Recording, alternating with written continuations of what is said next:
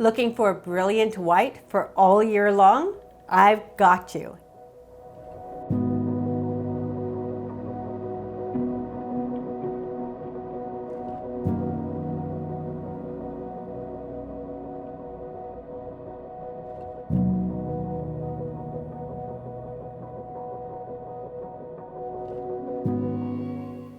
The wine I'm sharing with you today is a 2022 Les Jamelles Chardonnay from the south of France.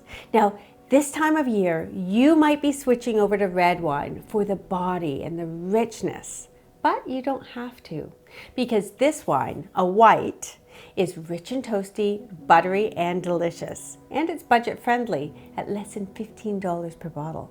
You see, it's from the south of France where the climate is warm and sun-drenched to create wines of weight and ripeness. But it's also elegant because it's made by Catherine Delaunay, who comes from Burgundy, the recognized heartland of the world's best Chardonnay. Making great Chardonnay is in her blood, and she works her magic right here. So let's taste. In the glass, great color. Now this is a wooded Chardonnay, which is why you've got some depth of color here. It's sort of yellow gold, sort of, bright yellow with gold inflections, almost a white gold. Very pretty, very bright. And the wine also comes from 6 different sort of terroirs of the region. So she creates an assemblage or a complexity that way. So on the nose, beautiful. What I love here is it's bright, really bright and ripe, and yet there's more to it. There's nuances. And those nuances are very articulated. Articulation on the nose is great because that's a mark of quality. For me, this is like baked apple, baked pear, dried apricot, all threaded through with nuances from the wood, as well as a buttery note that comes from something called malolactic fermentation. Love that sort of buttered toffee, toasted praline.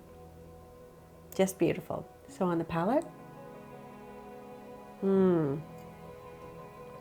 sweeps in like sweater weather in a bottle. So lovely.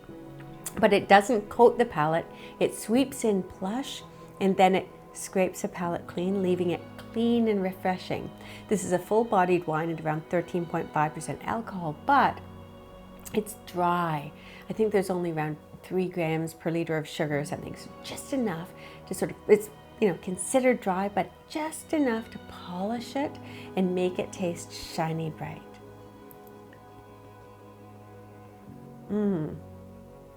The texture is beautiful, so seamless, and it goes in with the primary fruit, baked apple, a little bit of lemon maybe, and then as that arcs and recedes, you get the complexity you found on the nose and more. For me, there's a toasted meringue note, a nutty nougat note, beautiful. And on the tail end is where the toasty notes come through, sort of toasty praline, or as they would say, chestnuts roasted. Fantastic.